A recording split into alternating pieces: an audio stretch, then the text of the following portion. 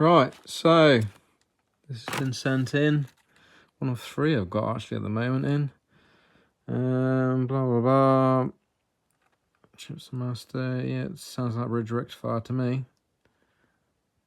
So we shall open it up and see what we can find. Yeah.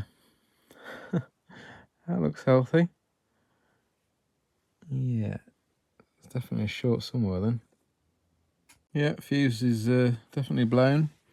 I think the bridge rectifier is, I think when it's flashed over like that, it's blown that as well, because there's no beep at all or anything from that. So I think it's well and truly most likely blown that as well. So it probably has shorted bridge rectifier, and now it's got a blown bridge rectifier.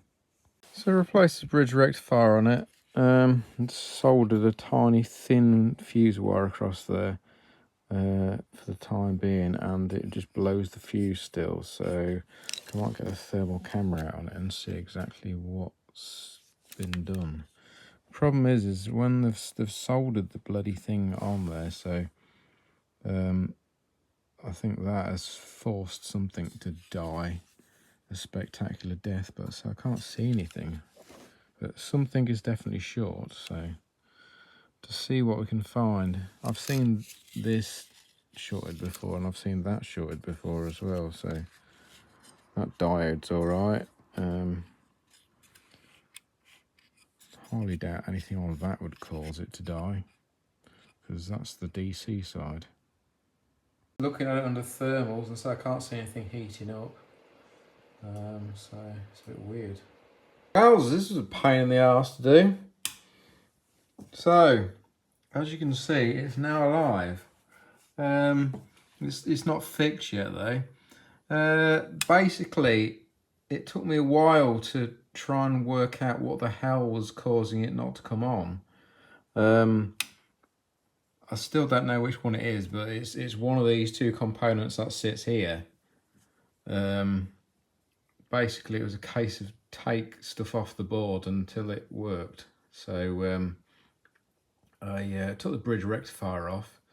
I mean, I took the 2 components off there. One's a diode, I think, and the other one's a MOSFET, possibly. And then I took the bridge rectifier off, and it then stopped blowing the fuses. So I put the bridge rectifier back, and that's where we are now. So the bridge rectifier is working, look, and it's coming on the DC side. So it's going to be one of these 2 that I've gone on it. I don't know which one, but we'll have a look. So I've tested them both with my test meter I've got, and they both appear to be fine, but no idea. We'll work it out anyway. It's not the diode or anything like that one there, because I've tested those and they're fine.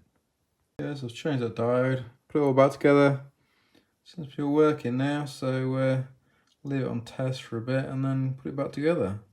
Okay, all back together, ready to send back to the customer. And we've got 2 more of these to do now, so let's get cracking.